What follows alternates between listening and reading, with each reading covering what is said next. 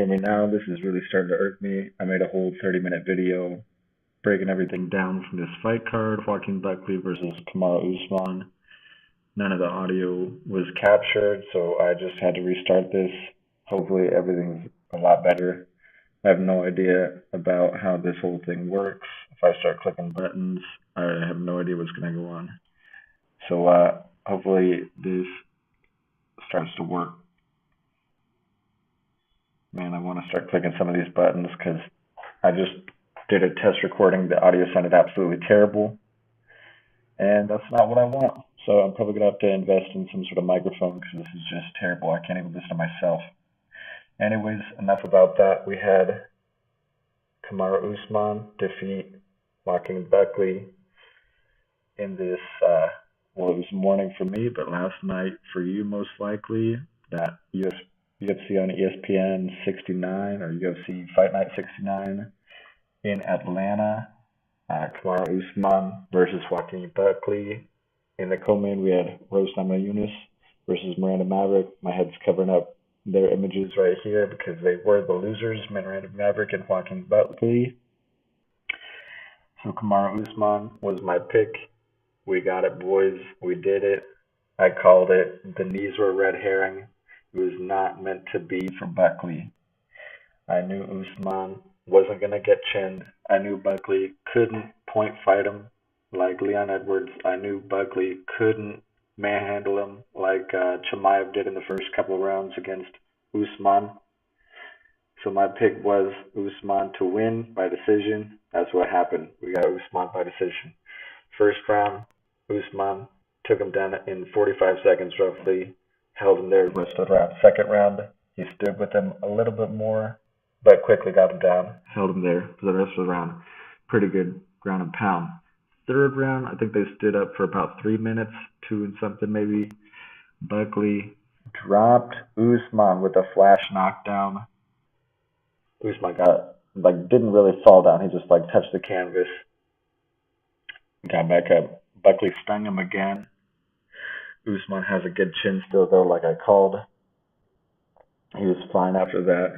Got a takedown, about 2 minutes left, roughly, and ground pounded. Probably took that round, although I could see it going to Buckley because he did hurt him on the feet. But Usman got the ground control and ground and pound, so there was some damage there, too. Fourth round, again, it was basically like the first 2 rounds. Kamaru stood with him a little bit, got the takedown, held him the rest of the round. Fifth round is where it got interesting. Buckley's corner said, "Hey, kamikaze, throw your hands." Usman's corner said, "Hey, you're the best in the world," which I almost believe. Buckley went out swinging, defended, I believe, every takedown in the fifth. There was one point where Usman had him up against the fence. It looked like he was going to get taken down. He shucked him off. He stopped, sprawled, defended every takedown attempt by Kamaru Usman. And he was able to definitely win that fifth round. He was hurting Usman. Usman's boxing defense was not looking great. But Buckley's boxing offense wasn't looking that great either. He looked like a smaller version of DDP. He was putting his head down, swinging overhands, wild. He switched eventually to a bladed karate stance, which he didn't have much success with, but it was to defend the takedowns. He would leap in with a lead uppercut, just missing pretty much every single time. But there were times when he was landing those hooks on Usman. Just didn't have the clean, crisp boxing offense that was needed. But Usman didn't have the best boxing defense, although it was definitely good enough for him to win this fight. And with his wrestling, he looked really good. Now, I think because Kamaru was saying he's going to become a double champ, I don't think that's very likely, although I think it's a possibility. Just hear me out. So Islam versus Jack is next. Usman, I don't see him fighting again, but if he does, he could fight Bilal. He could probably beat Bilal. Islam wins or JDM wins, doesn't really matter. He could fight them. He could beat them. I see Jack maybe being a scarier but easier matchup, if you know what I mean, because I think Jack really could do some damage on Usman, although I think Islam is the technically harder fight. I don't think Islam's going to be doing much damage to Usman, but I think his grappling skills are up to par with Usman's. So I could see Islam being a harder fight, but JDM being a scarier fight, if you guys know what I mean. JDM could definitely damage Usman. Islam could definitely out-grapple Usman, although it would probably be pretty evenly matched. Usman's probably slower than Islam on the feet, so the striking probably, like, it wouldn't be a shutout for Islam on the feet, but I could see Islam being a faster striker, have enough defense to stop Usman. Actually, I don't know if Usman's shooting against Islam. Islam would defend well. I could see Usman taking down Islam though. We've never really seen that. We've never really seen Usman get shot on by a big, strong wrestler like Usman. Did I say that right? Islam, Usman. I'm getting them all confused, but yeah, it'd be interesting. I think that'd be a huge fight if Usman fought for the belt against Islam Makhachev. That'd be a big fight. I think it'd still be a pretty big fight with Jack. I don't know if it would be the biggest fight in the world, but that would be a good fight. I'd love that one too. I'd be rooting for Jack, but I would love to see Islam win, or Usman win too, because he's just getting so old. To see what he would be like 39 probably by the time that happens, that'd be pretty sick. So either way, however the cookie crumbles, that would be sick to see. Now, if he wins that, one of those matchups, maybe he goes through Bilal. Maybe he gets through JDM or Islam, wins back the welterweight belt at 38, 39 years old. They throw him in a match at middleweight. Now, Duplessis has to fight Chimaev. I'm going to be picking Duplessis. That's what I'm thinking as of right now. That's what I've been thinking for some months now. I'm picking Duplessis to beat Chimaev. That could change. I'll make a prediction video for that to lock it in. But as of right now, I'm picking Duplessis. I think he'll get through. Now, I think Usman versus Duplessis, I would definitely pick Duplessis. If Chimaev beats Duplessis, let's say Kamaru Usman somehow gets that welterweight title shot, and he gets the welterweight title, and he goes up to face the middleweight champion, and let's just say it's Chimaev for sake of argument, I could see a world where 39, 40-year-old Kamaru Usman beats young, hungry, wolf man like Chimaev. We saw the first fight. Chimaev's wrestling is incredible. Chimaev gasses.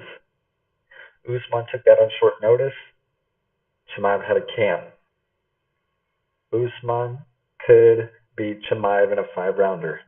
Do I think he would dominate him like he just did with Buckley? No. I think he would probably lose the first 2 rounds, rally back.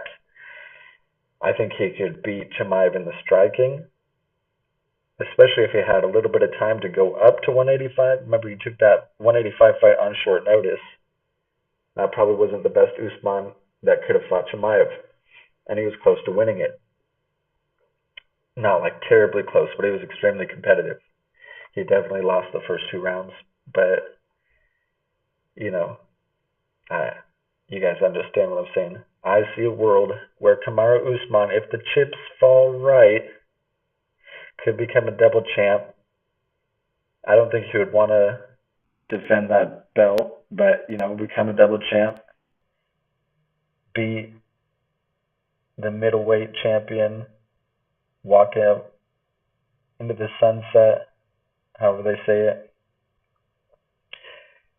And that would be sick. I'm not going to lie. When when Usman had his reign, 4 years ago now, whatever it was, it was kind of stale. You know, we had the Neil Magnus up there. We had the Jeff Neals up there at the top of the welterweights. We had uh, Burns got a shot. We had Covington with 2 shots at the title. We had Jorge Masvidal with 2 shots at the title. That was not my favorite time for the welterweight division.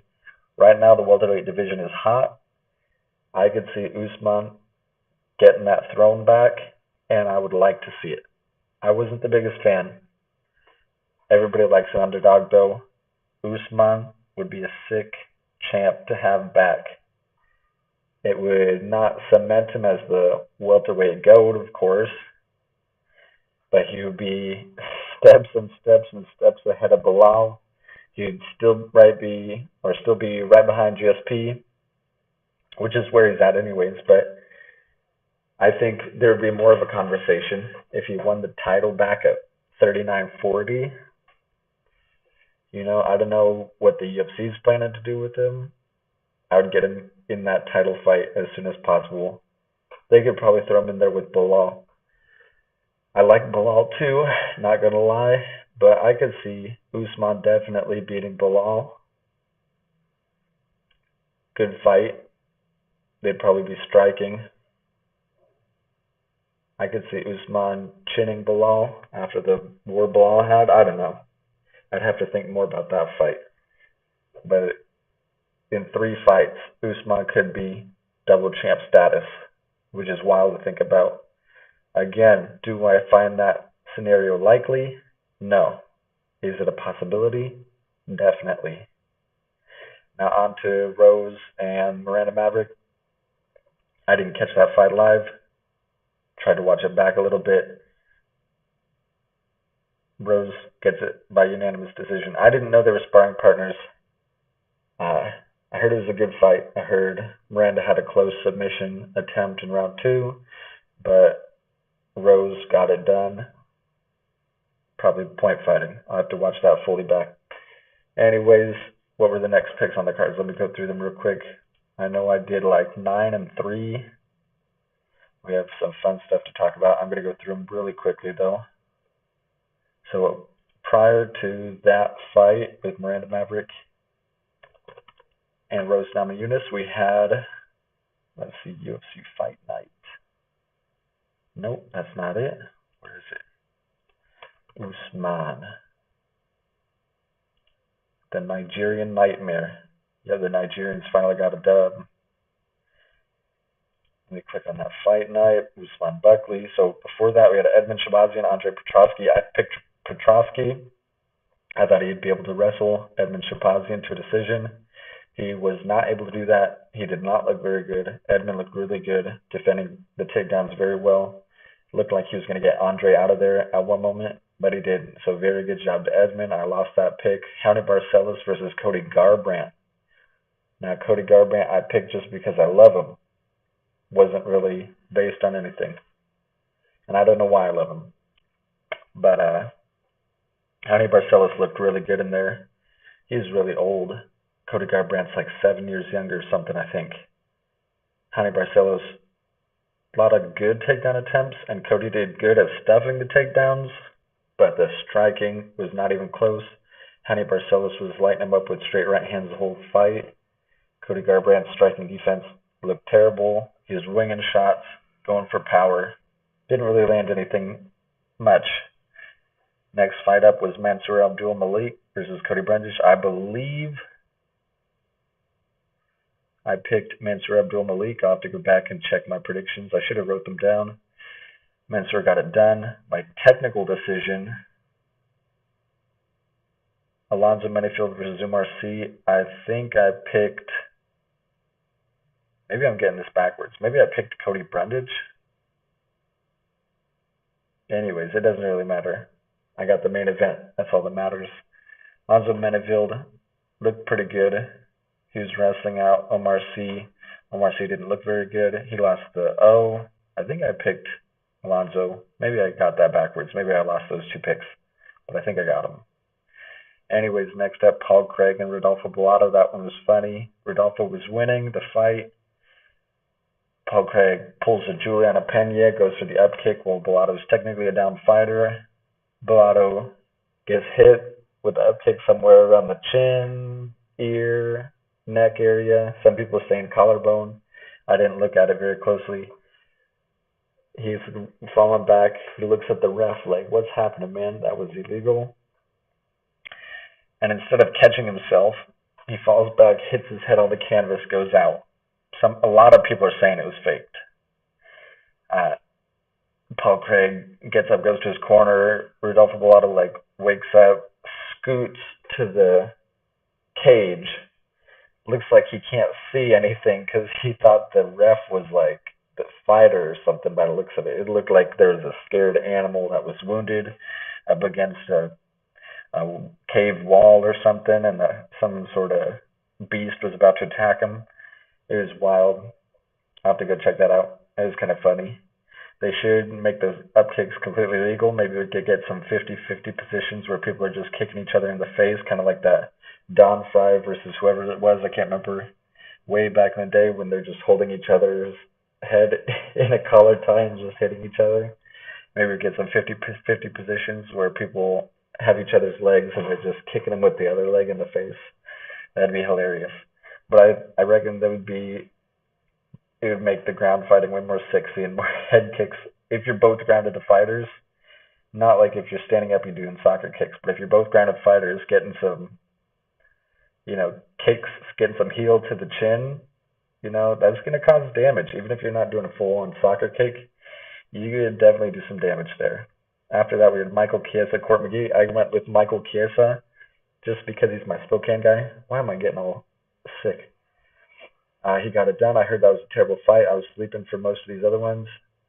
Wellmacher beat Chris Matinho with a vicious right hook KO. That was sick. They showed it right after the Rose fight. I got back just in time for that. The Joseph Ochoa KO'd, what was his name again? Let me see. Cody Durden. Let me check this out. I don't think I caught this. They both got hook KOs. Let me see if they have it here. Do they have it? Might have it in like a short or something. Maybe I can react to this live. Oh, I think they got it.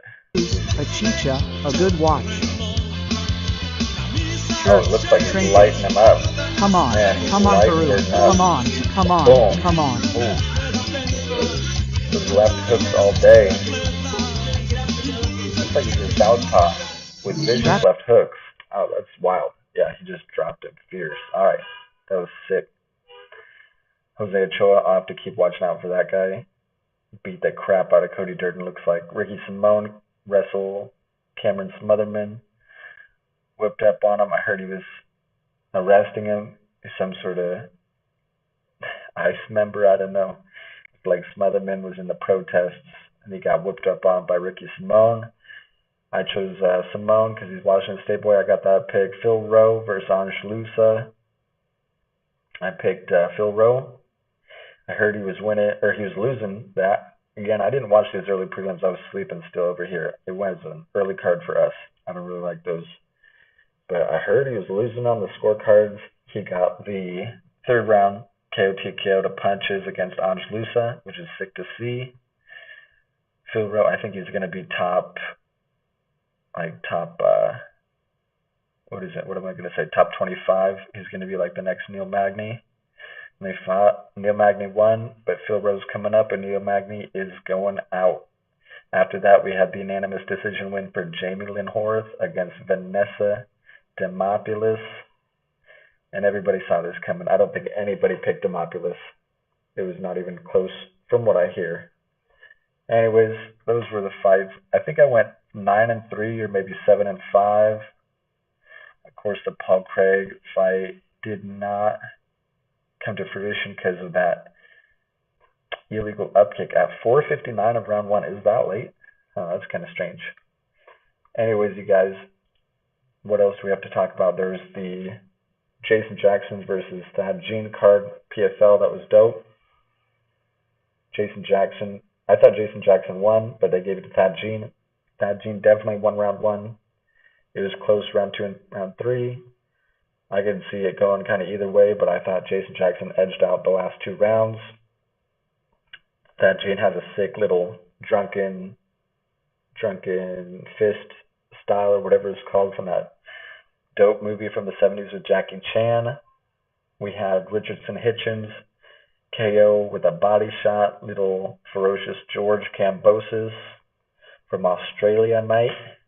But he didn't fucking get it done now, did he? He didn't fucking get it done, eh?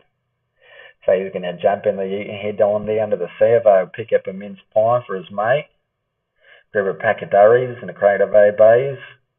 He's going to be back, mate. You trust me, mate. Man, I can't do an Australian accent right now. It's way too late. Alright, you guys. I think that's it. I got to head out. I got to go do some stuff. Take care. Peace. Love you all. Like, subscribe, or don't. Probably terrible audio. Hopefully I'll get a microphone here in the next couple of years. Alright, everybody. Peace. I am out.